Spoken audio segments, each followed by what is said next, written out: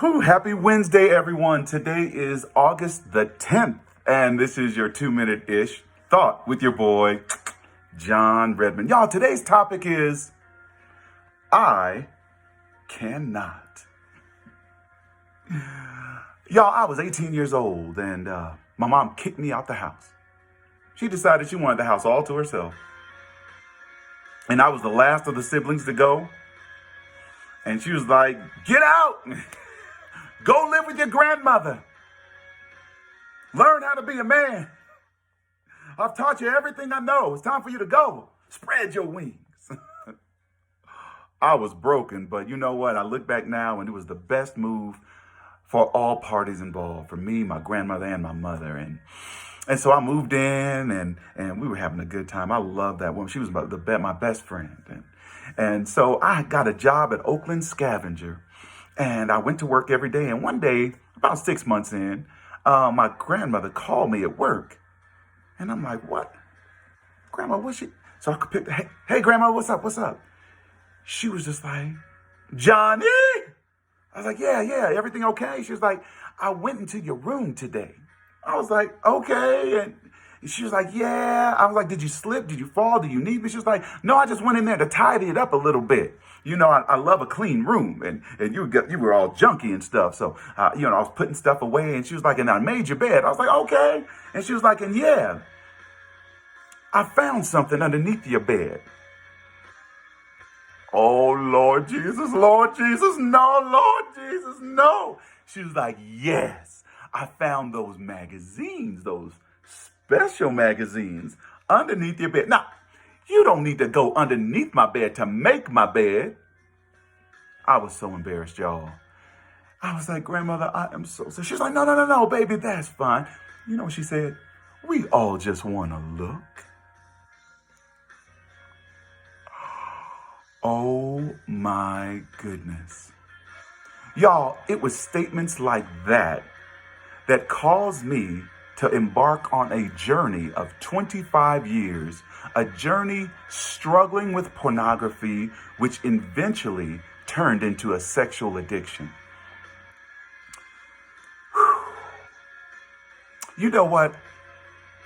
I wish we could go back in time, and I wish that after she called me and she got on the phone with me, I wish she said, baby, when you get off work, I want you to come straight home and we're going to have a talk. And when I got home, I wish she would have said this. Baby, you know, Mama loves you. But we need to go on and find a way for you to actually work through those temptations. And I wish she would have went on and opened up the Bible and said, baby, study this with Mama. And she would have turned to 1 John 2:16, which says, for everything in the world, the lust of the flesh, the lust of the eyes, and the pride of life comes not from the Father, but from the world. You're lusting, watching and looking at these magazines, and you're slowly dying on the inside. You're drawing yourself further away from God. And then I wish she went on and took me to Matthew 5:28, which says, Jesus is talking. He says, but I say unto you that whosoever looketh on a woman or a man to lust after her or him has already committed adultery in their heart. Baby, you're sinning against God when you're looking at these magazines and when you're lusting after these women and after these men. You are displeasing the Father. And then I wish you would have taken me to Psalms 101, verse 3, which says, I will set no wicked thing before mine eyes. I hate the work of them that turn aside. It shall not cleave to me. Baby, God's not pleased with those wicked things you're setting before your eyes.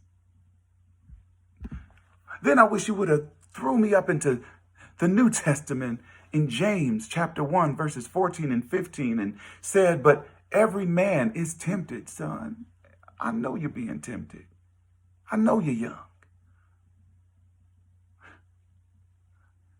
He is drawn away of his own lust and is enticed. But she would have went on and explained that when lust has conceived, it bringeth forth sin, and sin, when it's finished, it bringeth forth death. I was dying on the inside. I was struggling. But see, sin separates us from God. And where there's no God, there is nothing but death.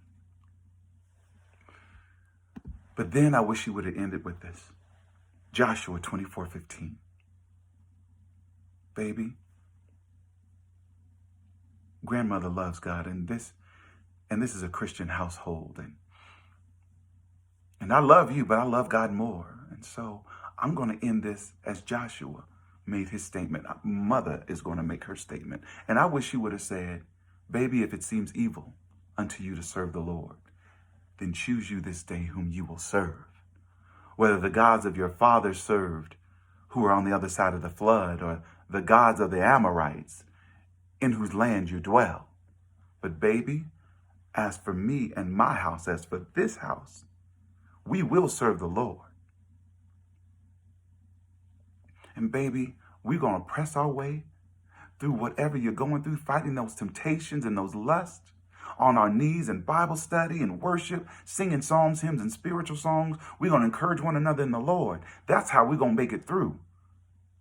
But baby, if you're not willing to do that, if it seems evil for you to serve the Lord with me, then I'm going to have to ask you to go.